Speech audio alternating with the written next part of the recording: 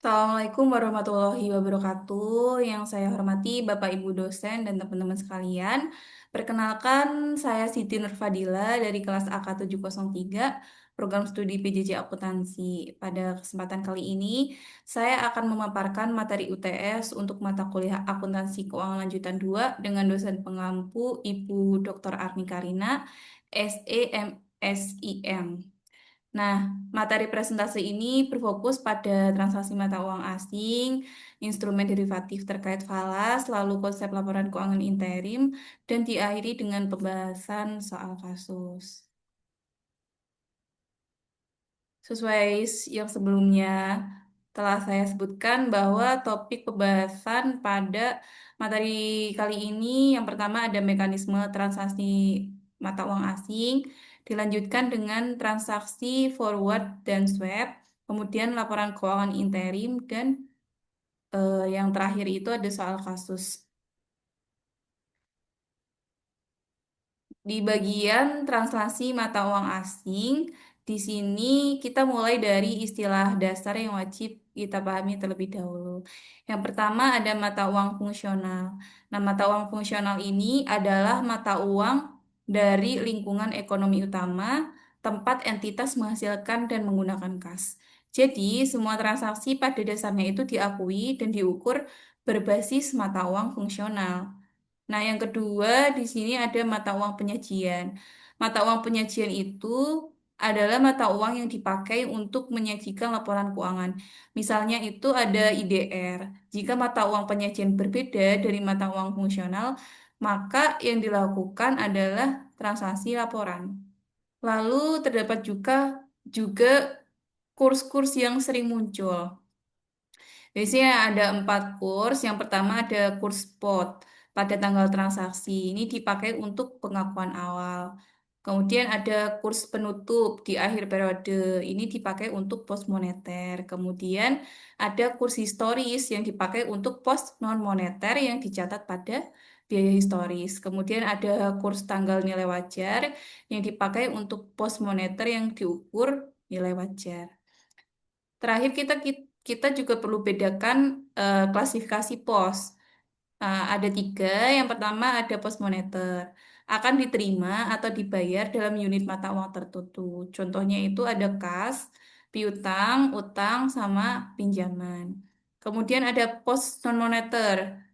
Ini tidak diselesaikan dalam unit mata uang tertentu. Contohnya ada aset tetap, persediaan tertentu, sama goodwill. Kemudian selisih kurs pada umumnya masuk ke laba rugi kecuali ada aturan khusus.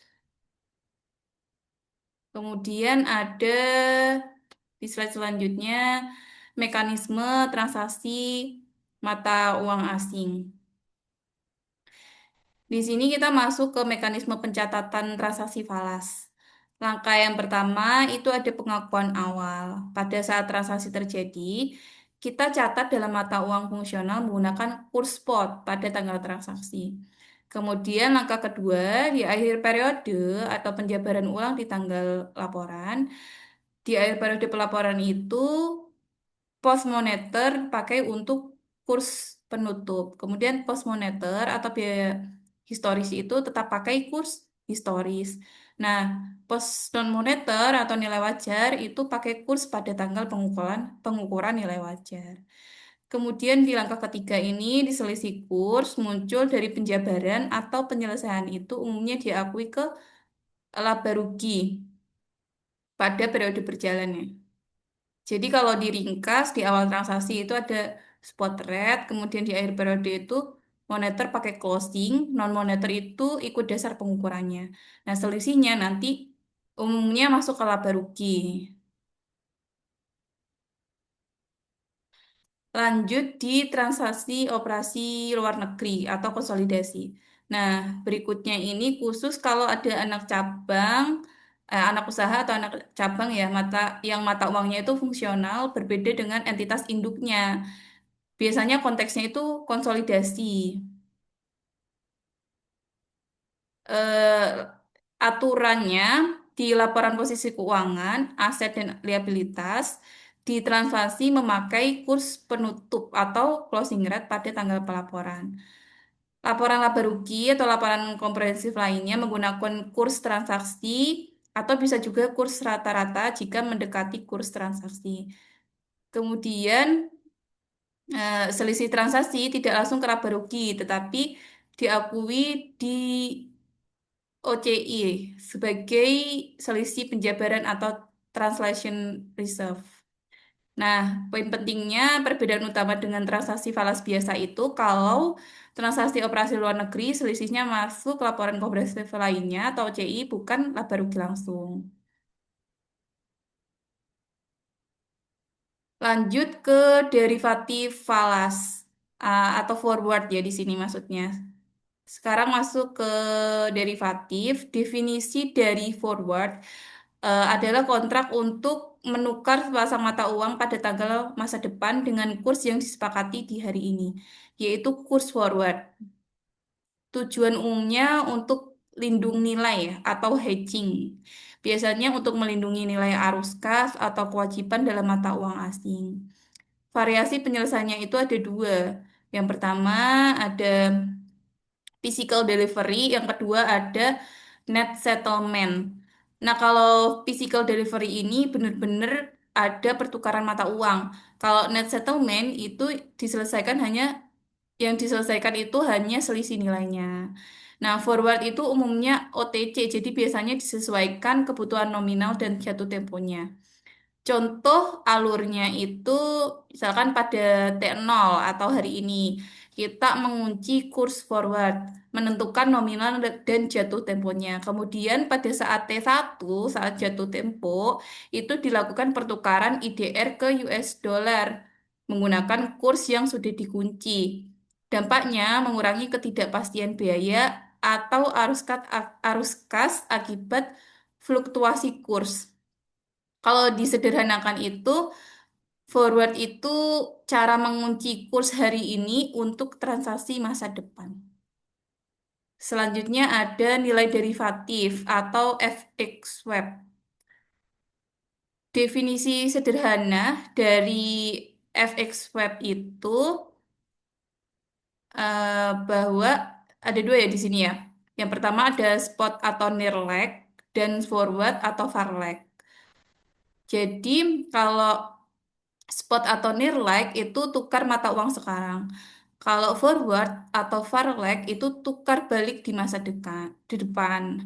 Nah, FX swap ini sering dipakai untuk manajemen likuiditas falas dan hedging jangka pendek.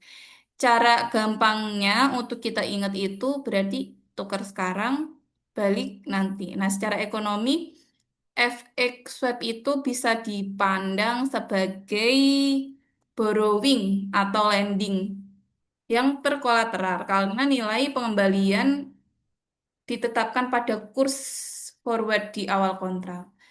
Nah, struktur dua legnya itu ada near leg spot, tukar mata uang pada kurs spot, nilai tanggal dekat, kemudian ada far leg atau forward, tukar balik pada kurs forward yang dikunci di awal kontrak.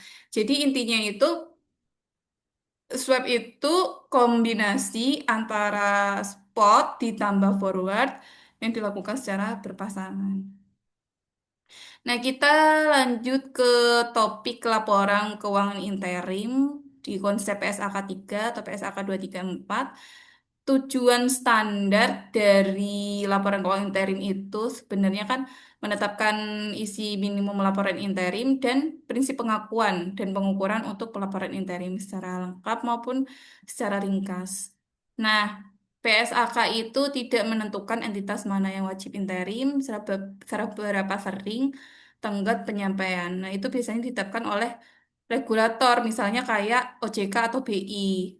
Nah, penomoran PSAK dulu dikenal sebagai PSAK 3 atau laporan keuangan interim, kemudian penomoran itu berubah menjadi PSAK 234. Dia tuh efektif di 1 Januari 2024. Laporan keuangan interim sendiri memiliki isi minimum atau komponen utama laporan laba rugi, laporan keuangan, laporan posisi keuangan ringkas, kemudian ada laporan laba rugi dan penghasilan komprehensif lain, perubahan ekuitas, arus kas, dan catatan penjelasan tertentu. Jadi setiap laporan ini punya fungsinya. Laporan keuangan, posisi keuangan itu dia memberikan gambaran aset, liabilitas, dan ekuitas pada periode interim. Kalau laporan laba rugi dan OC atau penghasilan komprehensif lain itu menunjukkan kinerja selama periode interim. Kemudian ada perubahan ekuitas. Di sini menjelaskan pergerakan model, laba ditahan, dan komponen ekuitas lain. Kemudian ada arus kas. Dia menekankan kemampuan kas masuk keluar selama interim ya, periode interim. Kemudian ada catatan tertentu, dia fokus pada informasi yang material atau berubah signifikan dibanding laporan tahunan terakhir. Jadi di sini tuh interim bukan hanya asal ringkas aja, tetapi tetap ada struktur minimum yang harus dipenuhi. Nah, karena di PSAK tidak mengatur tenggat, maka untuk emiten atau perusahaan publik acuannya itu dari OJK. Di slide ini dijelaskan bahwa POJK mengatur kewajiban penyampaian dan pengumuman laporan keuangan berkala, baik itu tahunan maupun di tengah tahunan ya atau semesteran. Nah, di sini kalau tahunan, batas waktu penyampaian maksimumnya itu akhir bulan ketiga setelah tanggal laporan tahunan. Kemudian, kalau tengah tahunan, dia itu akhir bulan ke-1 jika tanpa audit ya. Kalau akhir bulan kedua itu jika ada review akuntan publik. Akhir bulan ketiga itu jika ada audit akuntan publik. Nah, jika laporan diautorisasi lebih cepat, maka harus disampaikan dan diumumkan paling lambat 2 hari setelah tanggal otorisasi. Jadi intinya untuk emiten, tenggat intern itu, tenggat intern atau berkala itu tuh jelas diatur dan level assurance kayak audit, review, atau tanpa audit itu bisa mempengaruhi deadline-nya.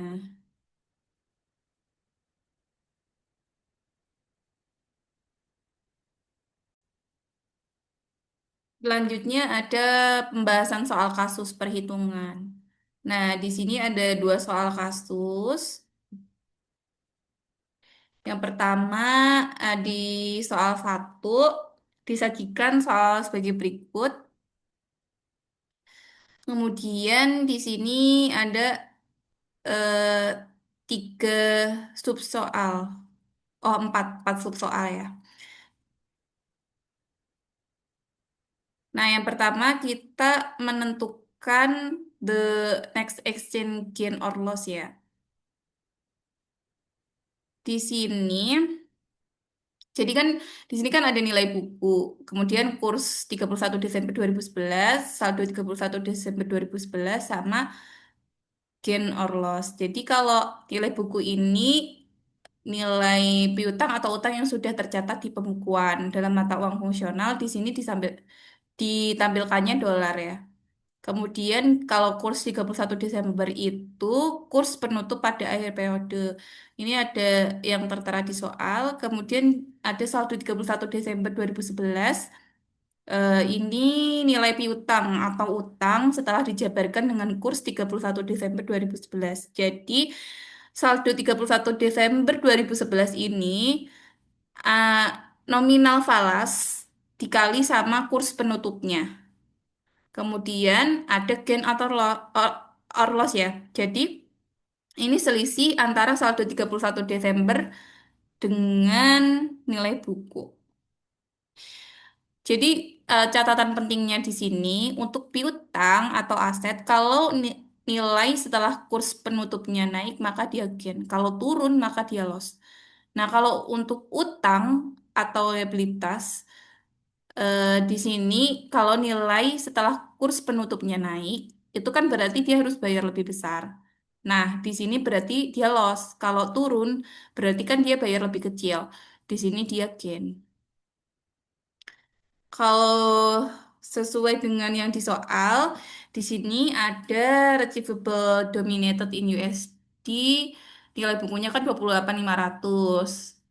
Kemudian saldonya masih sama sehingga tidak ada gain or loss. Kemudian ada Retrievable Dominated in Swedish Krona. Di sini nilai bukunya 11.800. Kemudian kalau di soal kurs 31 Desember 2011 itu senilai 1,65. Saldo per 31 Desember 2011, sorry. Di sini Receivable Dominated Invadis Corona itu ada 11.800.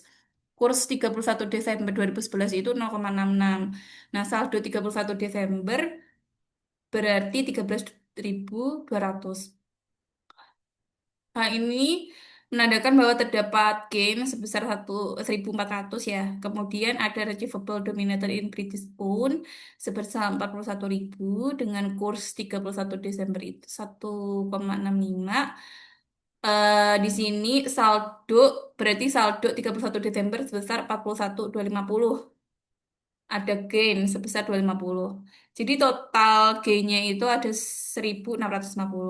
Nah, untuk payable, ini payable dominated in USD itu awalnya kan 6850. Kemudian ada yang in Canadian dollar itu 7.600 dengan kurs 31 Desember itu 0,70 sehingga saldonya 7.000. Nah, di sini ada gain sebesar 600.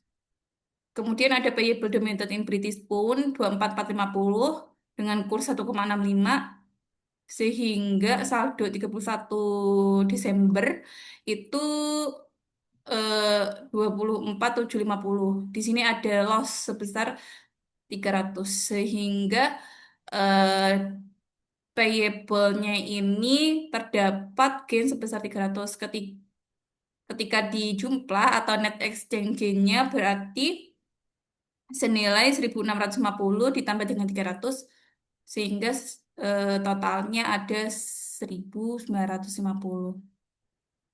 Selanjutnya untuk soal nomor 2 ada perhitungan bagian piutang receivable. Di sini akun receivable per 31 Desember 2011 itu 82.950. Kemudian akun payable-nya per 31 Desember 2011 itu 38.600. Nah, yang ketiga ada journal entry to record collection of receivable. When the spot rate for Swedish krona and British pound di angka sekian ya.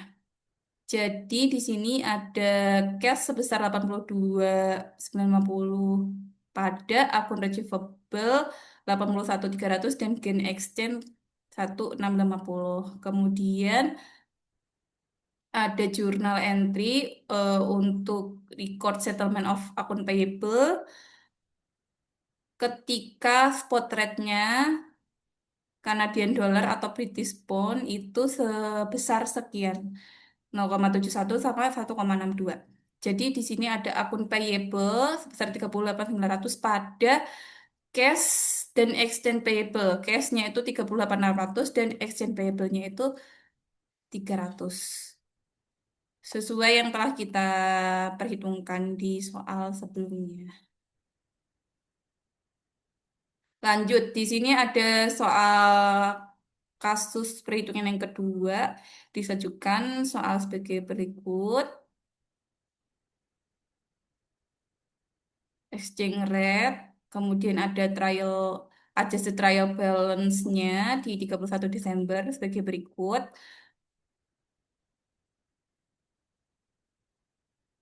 Nah, di sini di tabel ini tuh ada dua kurs yang berbeda tergantung jenis akunnya ya. Nah, kurs penutup atau closing rate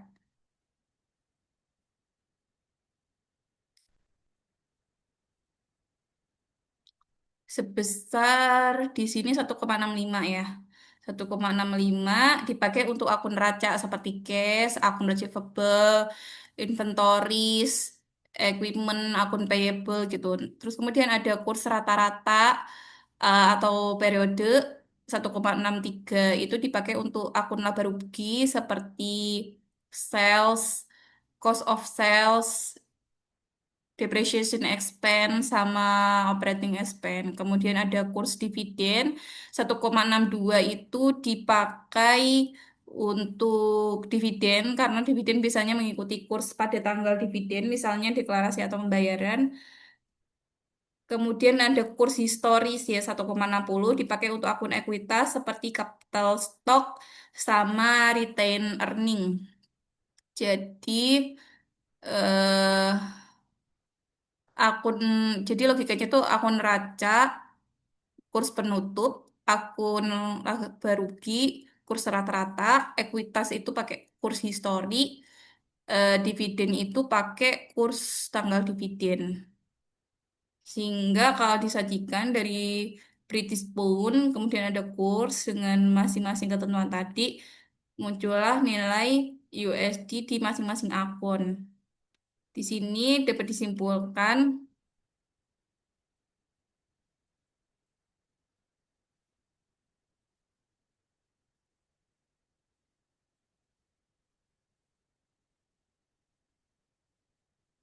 bahwa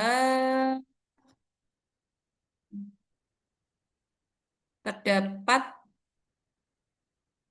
total aset senilai 2463500, kemudian liabilities senilai 2438, kemudian equity adjustment for transaction senilai 25500.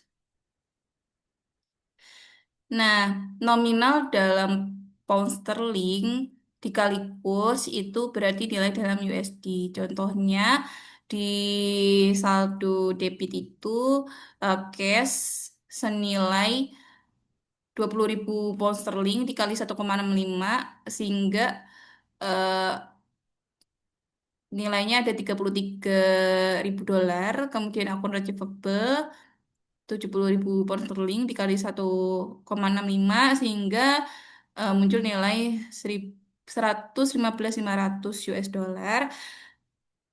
Dilanjutkan dengan inventory dan equipment sama perhitungannya.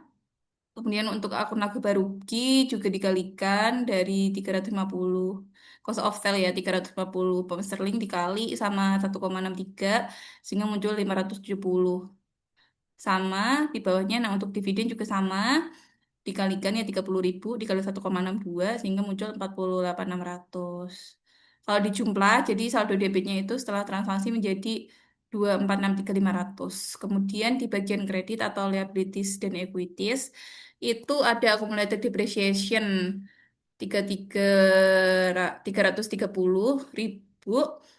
dikali 1,65 sehingga muncul 544.500 dan seterusnya sehingga saldonya menjadi 2 miliar,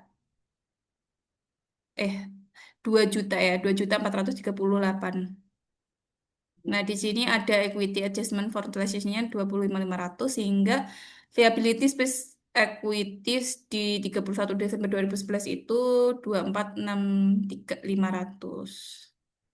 Nah, untuk soal kedua kita membuat journal entry untuk akun investasi ya.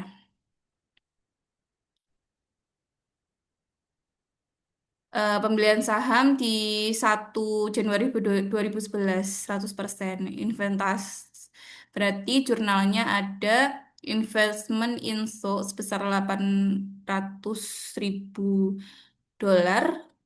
Kemudian cash cash sebesar 800.000. Kemudian ada penerimaan dividen ya penerimaan dividen berarti cash pada investment in stock cashnya itu 84.600 pada investment in stock sebesar 48.600. Kemudian ada penerimaan net income dari di 31 Desember 2011 itu investment in stock pada net income from stock sama equity adjustment from transaction sebesar investmentnya itu 139.600 pada net income 114.100. Kemudian ada equity adjustment from transaksinya 25.500. Kemudian aset yang nomor tiga, kita directly compute the translation gain or loss. Jadi di sini ada aset after translation tadi kan kita telah hitung sebesar 263.500 ya. Kemudian liabilities-nya 243.800. Gain atau loss-nya sebesar 25.500.